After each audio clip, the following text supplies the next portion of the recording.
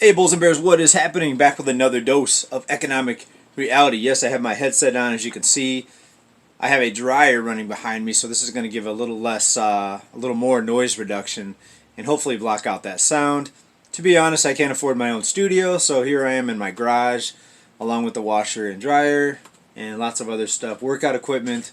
It's a really big mess. I won't even show you the garage, but now I know what many of you are going to say. JJ, move out of California. You can get much more house for your money in a different state. And that's what we're going to talk about today.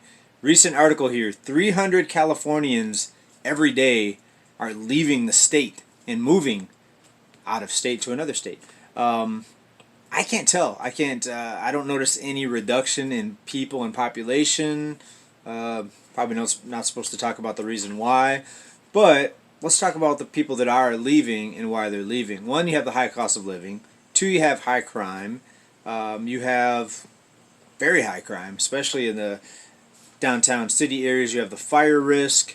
Lots of problems here. You can't even get insurance on homes in some parts of California now.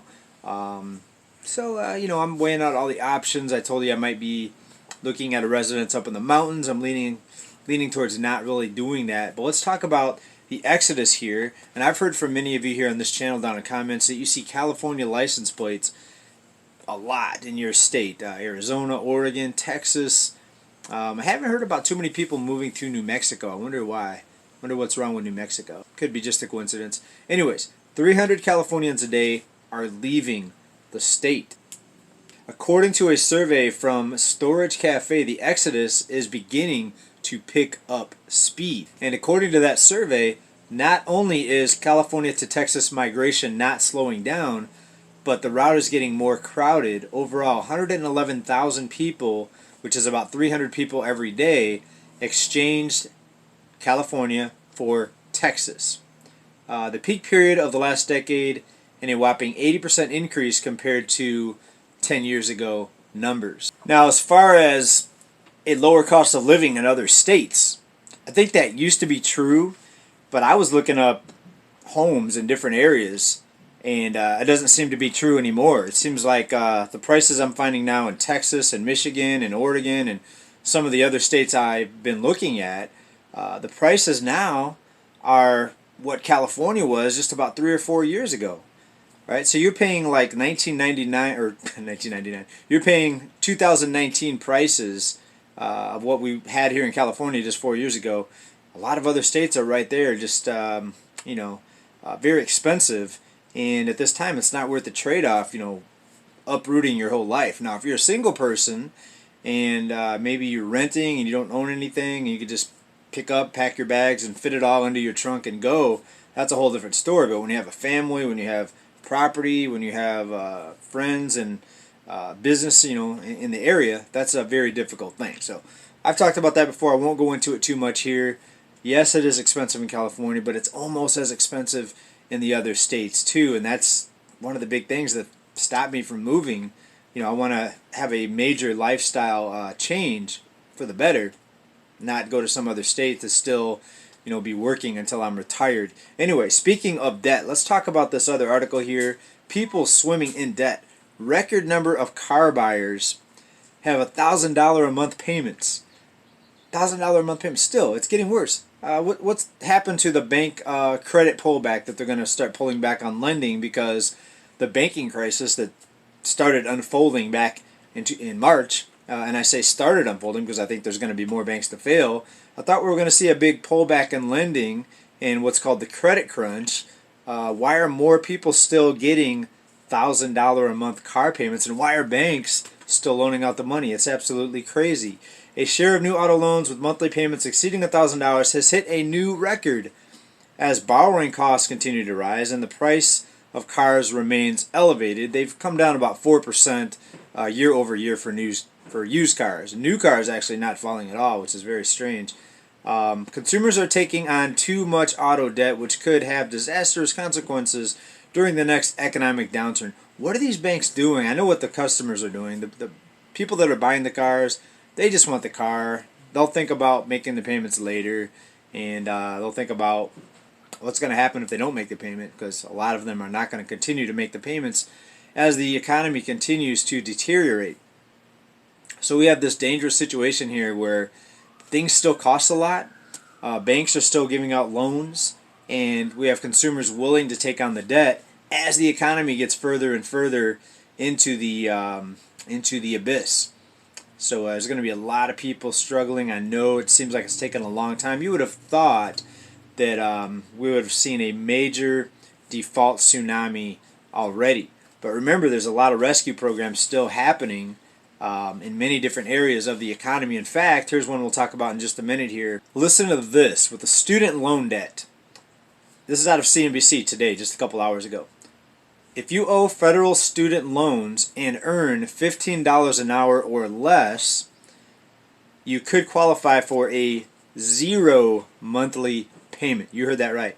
If you make $15 an hour or less and have student loan, you could qualify for a 0 monthly payment. Basically, you don't have to pay it back. It says 0 monthly payment. Here's the thing. They'll probably tack it on to the end or give you some sort of grace period. But isn't that weird? Like, you know what's going to happen? A lot of people making $15 an hour plus are going to quit their job and go look for a job for $14 an hour to try to skate around this. You see what's happening here? You see what happens when you have this type of I'll help this person and not that person, or we'll help you and not them, right? So we're told that equality is, supposed to be the thing that we all should strive for, but we pick and choose who gets the help. Okay, you're making $15 an hour. Oh, you're too rich. $15 an hour rich. Ha ha ha, right? I can hear you laughing right now. But if you make $14 an hour, you don't have to make your student loan payment. So how many people are actually going to quit their job in order not to have to make the payment? And, that'll be chalked up as economic growth. Oh, look at all these new jobs added. What they don't tell you in the jobs added number is the people that quit their job or left another job or got laid off and took on a new job. And they could be working 2 or 3 jobs. We live in the gig economy now where Lyft drivers, Uber drivers, service sector jobs, those make up the bulk of the jobs added. But most of you know that. I digress. But I like to remind people of that here because the numbers that we're given here and that we're expected to believe are so full of, they're phony. All right, everybody knows. We have some new people here on the channel, so every once in a while you'll hear me repeat the same thing. I'll try to not be so repetitive because I know sometimes people watch every video and you're like, JJ, yeah, we know that. Tell us something new. There's always something new. Every report, something new. Speaking of something new, take a listen to this. This is out of Yahoo Finance. Many news outlets actually reported on this. Jobs added during the month of June, 209,000. They had expected 225,000. So even the phony numbers that factor in, part-time jobs and people quitting jobs and taking on a new job, even the phony numbers are starting to look bad. The headline, 209,000 jobs in June as labor market cools. So when the phony numbers start getting worse, then things are really looking bad. Economists surveyed by Bloomberg expected 225,000 non-farm payroll jobs. Friday's report marks the first time in 15 months that non-farm payrolls have come in lower than Wall Street expected. The first time in 15 months. But according to some people, everything's fine, nothing's wrong because they went to the mall and they went to the baseball game and people are buying drinks and people are spending money. What they don't realize is that people are only able to do this because of debt and credit cards. But it is true that when you look at some numbers, it almost seems like the economy is getting better. Take the unemployment rate, for example. It went from 3.7 in May to 3.6 in June. So just looking at it on the surface without doing any research, it looks like the economy is doing better. But what good is it if all the jobs are at the drive-through window, right? And that's not a knock on people working in fast food, people working at the drive-through window. That's a difficult job. I think those people should be making a lot more than they make. This should be a $25, $30, $35 an hour job, in my opinion. Dealing with customers at the drive-through, fast-paced, on your feet all day, taking orders, trying to talk to people through that speaker, that speaker on the menu where it's hard to hear sometimes. I think people should be making a lot more, and I'm not knocking anybody that works that type of job because it's difficult. Sometimes it seems like the lowest paying jobs are the most difficult. And if you notice in the United States, things are kind of flipped around, right? The people that do the least amount of work, to me, it seems like they get paid too much. And the people that do the most work and the hardest work get paid not enough. So I think everything's backwards in that sense. The CEOs making the big salaries, I think they have pretty easy jobs. Look at the CEO from the failed bank. Um, what was it?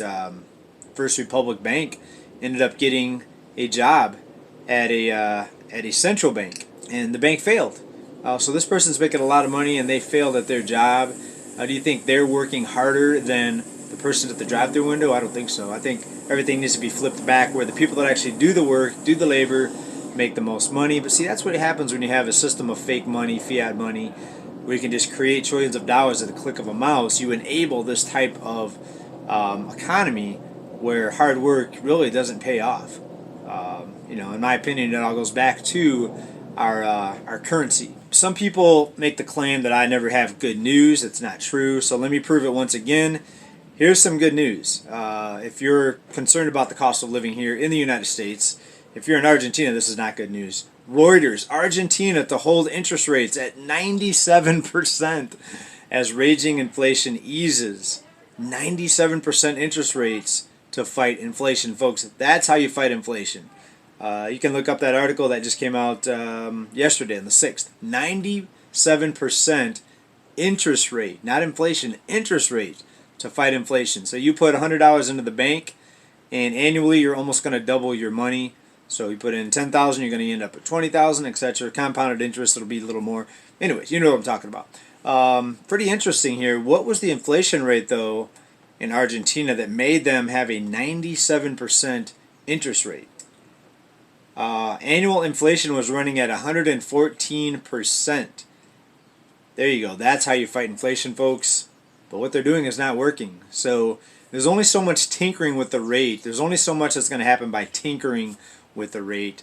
So buckle up, folks. Strap on, because things are continuing to zoom in the direction that we expected here. We continue to believe things are going to get worse. And I don't really see too much news that's going to change my mind on that.